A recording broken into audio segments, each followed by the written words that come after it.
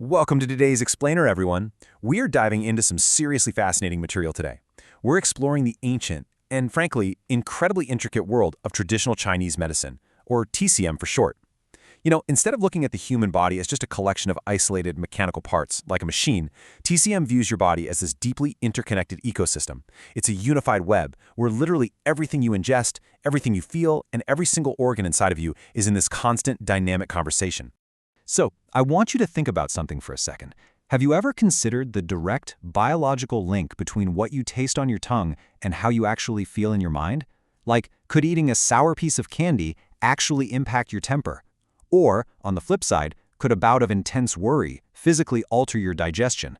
Well, in the framework we're exploring today, the answer is a resounding yes. Your diet and your feelings are completely bound together.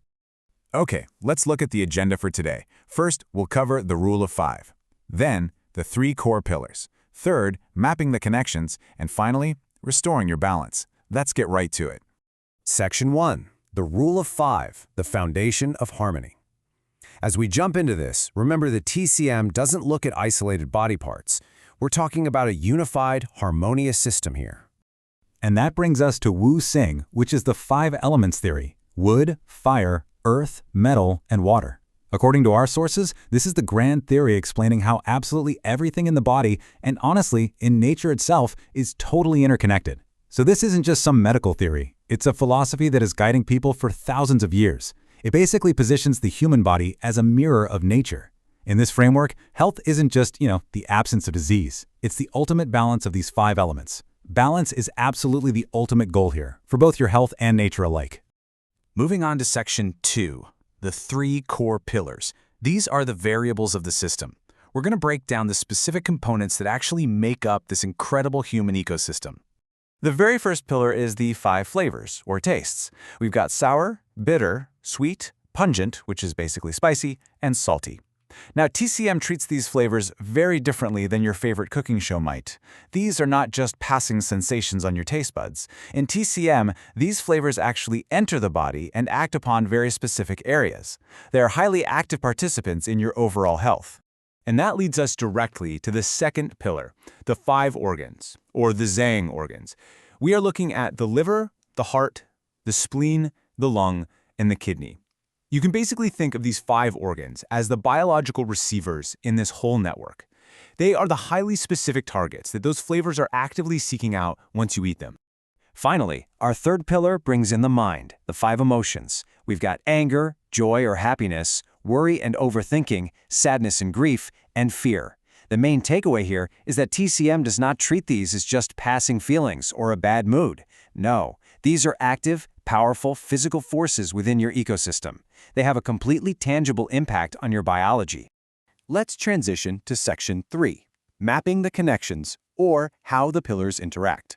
This is the moment we've been building up to, where we see exactly how these 3 distinct pillars cross-reference each other. The core thesis here is crystal clear. Each flavor nourishes a specific organ, and each organ is strongly linked to a particular emotion. So essentially, balance in one area dictates harmony in the others. It's a completely interconnected web. And this brilliantly illustrates the entire matrix. Let's actually slow down a bit and trace a few of these connections, because they are wild. Okay, so look at the sweet taste. That flavor goes in and specifically supports the spleen. But then, the spleen is directly tied to the emotion of worry. Have you ever caught yourself nervously stress eating, like a whole sleeve of cookies? Well, in TCM, that is literally your body instinctively trying to use sweet flavors to soothe the spleen that's been weakened by overthinking. Crazy, right? Or take sour foods. They support the liver, but the liver is linked to anger. Too much anger can actually damage the liver. Pungent foods support the lung, but excessive grief affects it. Salty foods nourish the kidney, but too much fear injures it. It's a giant puzzle where every single piece has a perfect match.